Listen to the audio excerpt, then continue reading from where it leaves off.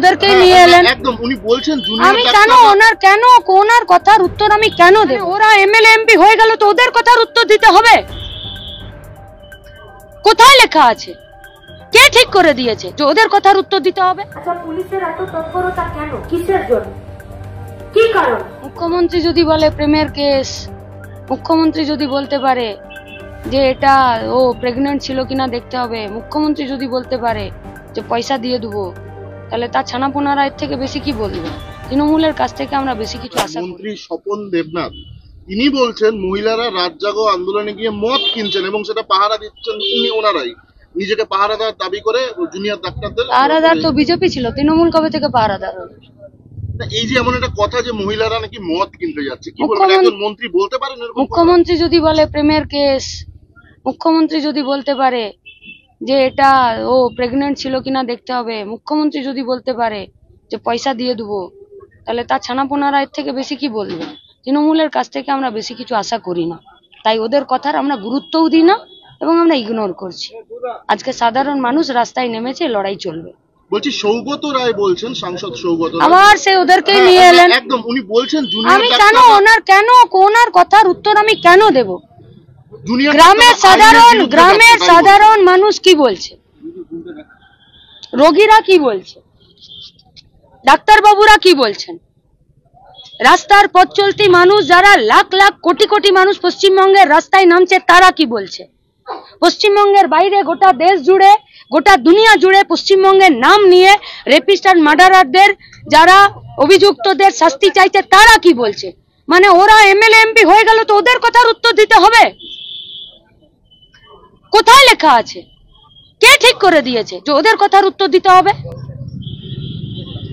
Police মন্ত্রীর বিরুদ্ধে, খাদ্যমন্ত্রীর বিরুদ্ধে, শিক্ষামন্ত্রীর বিরুদ্ধে, স্বাস্থ্যমন্ত্রীর বিরুদ্ধে একটা দিন রাজ্যের জনপ্রতিনিধিদের একটা কথা আছে, কেন নেই? They are not responsible.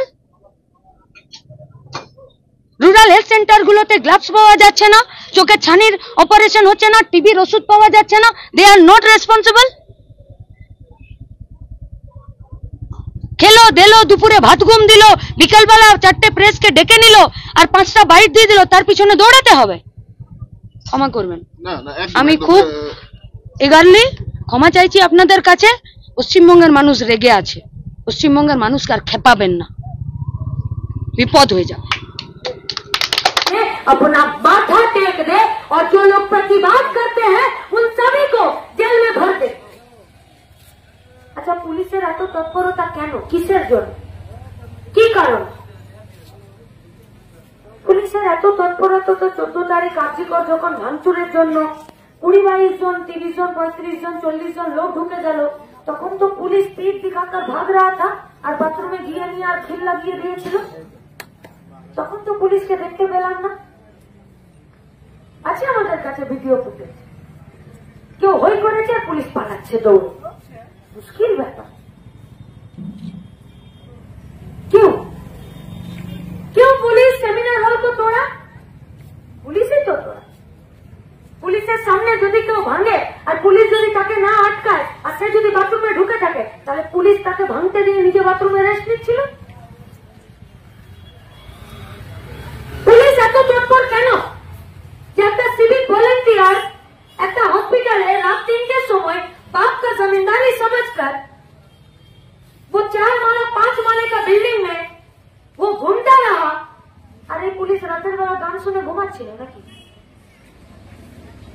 सिविकर cause हॉस्पिटले duty देवा। ताले पुलिस और इसका मंत्री और इसका सरकार क्या छुपाना चाह रही है? क्या एक लड़की का रेप होता है, जो लड़की एक डॉक्टर है,